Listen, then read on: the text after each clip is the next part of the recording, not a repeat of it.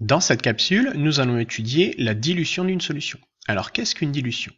Tout d'abord, nous avons besoin d'une solution aqueuse qu'on appellera solution mère de concentration en masse notée CM-mère. Je vous rappelle qu'une solution aqueuse, c'est un soluté qui est dissous dans un solvant. Et ici, notre solvant, c'est l'eau distillée.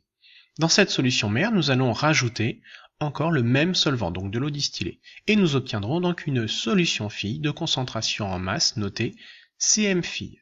Et par conséquent, la concentration en masse de la solution mère est supérieure à la concentration en masse de la solution fille. Alors voyons un peu plus en détail les étapes que vous réaliserez en TP pour réaliser une dilution. Tout d'abord, vous utiliserez une propipette et une pipette, de façon à prélever un volume V mère de solution mère.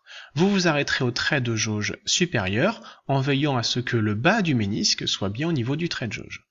Ensuite, vous verserez la solution mère dans une fiole jaugée jusqu'à atteindre le trait de jauge inférieur, toujours en veillant à la position du bas du ménisque. Vous rajouterez dans un premier temps de l'eau distillée jusqu'au col, puis vous agiterez, et enfin, comme c'est représenté ici, vous compléterez jusqu'au trait de jauge, toujours en veillant à ce que le bas du ménisque soit au niveau du trait de jauge, et enfin, vous boucherez et agitez la solution, et on obtiendra donc une solution fille de volume V fille. Voyons comment interpréter la dilution au niveau des deux échelles. Eh bien, à l'échelle macroscopique, pour les solutions colorées, on voit une diminution de la coloration. Eh bien, à l'échelle microscopique, on voit que la proportion de soluté, ici les triangles rouges, par rapport au solvant, les ronds blancs, est plus importante dans la solution mère que dans la solution fille. Voyons maintenant une grandeur que l'on appellera facteur de dilution. On a d'un côté la solution mère, avec une masse de soluté que l'on peut déterminer à partir de la concentration en masse de la solution mère et du volume mère prélevé, et de l'autre côté la solution fille, avec une masse de soluté que l'on peut déterminer à partir de la concentration en masse de la solution fille et du volume fille obtenu. Eh bien, lors de la dilution, la masse du soluté n'a pas changé. Donc on obtient l'égalité suivante, ce qui nous amène à définir le facteur de dilution comme étant le rapport, le quotient, de la concentration en masse de la solution mère sur la concentration en masse de la solution fille, mais également le rapport du volume de la solution fille sur le volume de la solution mère.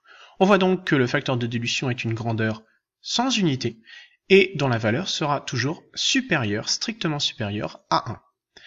Et la dilution se réalise toujours en une opération. Donc quand on vous dira de diluer 10 fois une solution, cela signifie que le facteur de dilution vaudra 10, et cela donc dire que la concentration en masse de la solution fille sera 10 fois inférieure à celle de la solution mère, et donc que le volume fille sera 10 fois supérieur à celui du volume mère prélevé.